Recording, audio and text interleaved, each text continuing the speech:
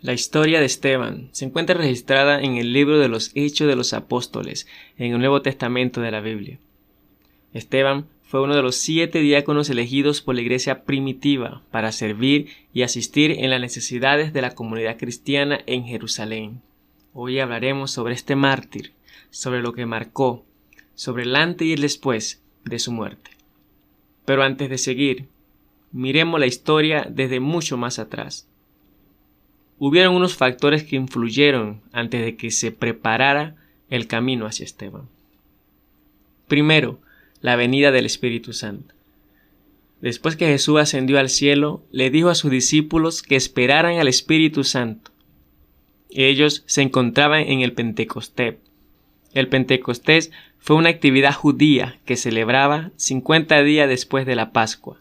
Y en ese día, después de la muerte y resurrección de Jesús, los discípulos se encontraban reunidos en un lugar en Jerusalén. De repente vino del cielo un ruido como de un viento impetuoso, y aparecieron lenguas como de fuego que se posaron sobre cada uno de ellos.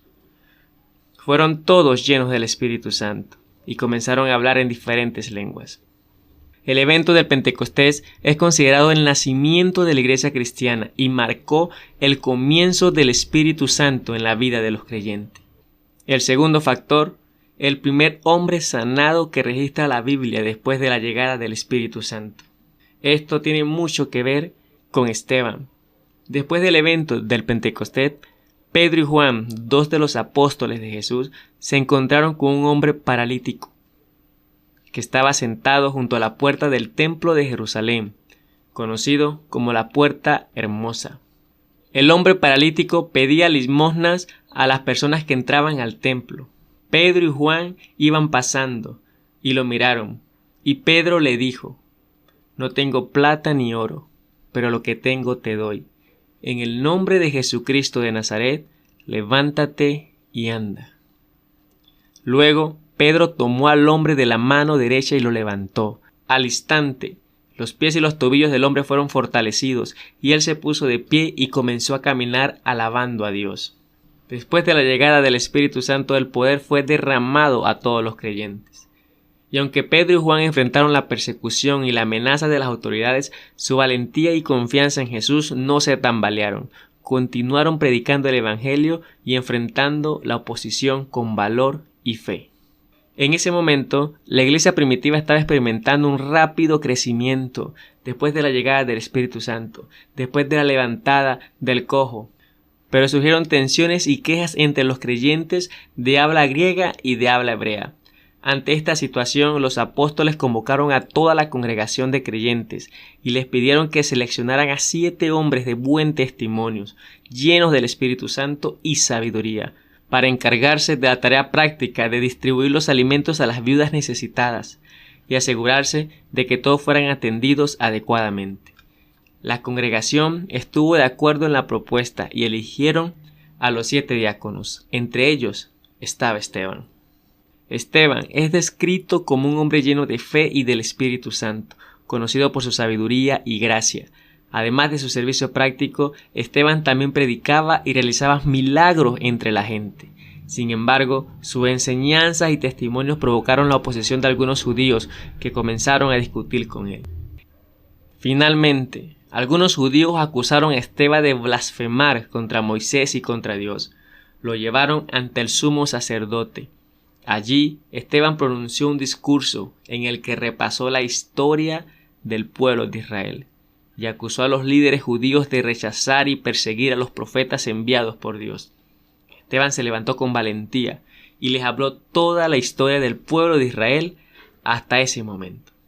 Esteban acusa directamente a los líderes religiosos presentes de traicionar y asesinar a los profetas enviados por Dios, afirmando que han sido culpables de resistir al Espíritu Santo en la misma forma en que sus antepasados lo hicieron. El discurso de Esteban provocó la ira de la multitud y llenos de furia lo llevaron fuera de la ciudad mientras era apedreado.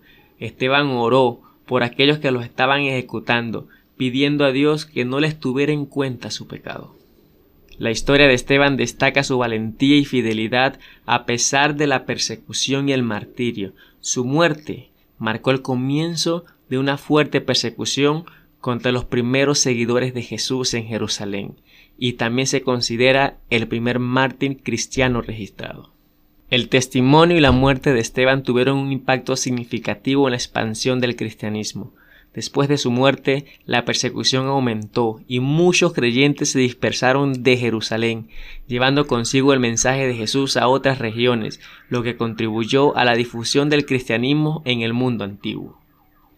Pero aún hay más. Un dato curioso es que en Hechos, capítulo 7, versículo 58, dice: y echándole fuera de la ciudad, le apedrearon, y los testigos pusieron sus ropas a los pies de un joven que se llamaba Saulo.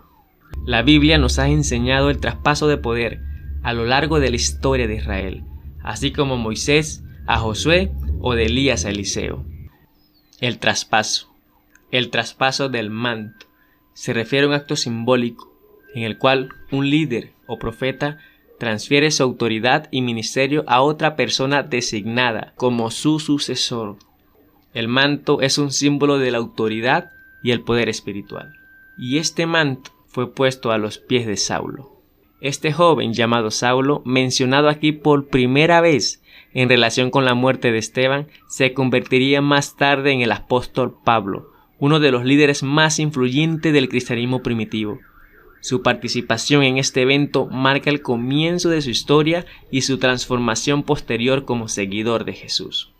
Saulo participó en la muerte del primer mártir que desencadenaría el levantamiento y la persecución del Evangelio, sin saber que el manto de Esteban fue traspasado a él.